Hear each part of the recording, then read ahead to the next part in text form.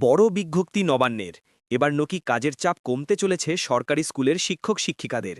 এবার শিক্ষকদের কথা মাথায় রেখে বড় সিদ্ধান্ত নিল শিক্ষা সংসদ। বেঁধে দেওয়া হলো শিক্ষকদের কাজের সীমা। ভোটমুখী রাজ্যে চলছে বিশেষ নিবিড় সমীক্ষা বা এসআইআর। ভোটার তালিকার নিবিড় সংশোধনের কাজে নিযুক্ত করা হয়েছে স্কুল শিক্ষকদের একাংশকে। আবার সামনেই শুরু হয়ে যাবে মাধ্যমিক ও উচ্চ মাধ্যমিক পরীক্ষা। সব মিলিয়ে সমানে চাপ বাড়ছে স্কুল শিক্ষকদের ওপর।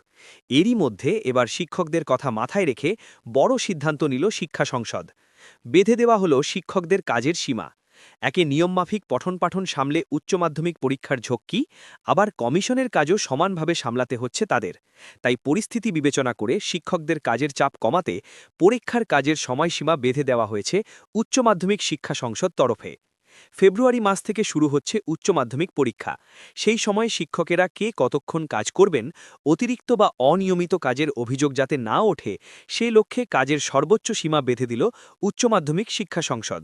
স্থির করে দেওয়া হয়েছে কাজের সর্বোচ্চ সীমা। জানানো হয়েছে, থিওরি পরীক্ষায় হেড এক্সামিনারদের সর্বোচ্চ ২১ দিনের বেশি কাজ দেওয়া যাবে না। এক্সামিনারেরা ৩ দিন কাজ করবেন সর্বোচ্চ। স্ক্রুটিনিয়ারদের সর্বোচ্চ কাজ করতে পারবেন ১০ দিন। ডিস্ট্রিক্ট অ্যাডভাইজারি কাউন্সিলের সদস্য শিক্ষকদের সর্বোচ্চ ১৬ দিনের কাজ দেওয়া যাবে। আর সংসদের নমিনিদের সর্বোচ্চ ১৩ দিন সময় দেওয়া যাবে। সংসদ আরও জানিয়েছে, ছুটির দিন বা রবিবার কাজ করলে অন ডিউটি দেওয়া হবে। ইতিমধ্যেই শিক্ষা সংসদ বিভিন্ন স্কুলের প্রধান শিক্ষককে নির্দেশিকা পাঠিয়ে দিয়েছে। থিওরির পাশাপাশি প্র্যাকটিক্যাল ও প্রজেক্টের পরীক্ষার সময়সূচিও প্রকাশ করেছে সংসদ।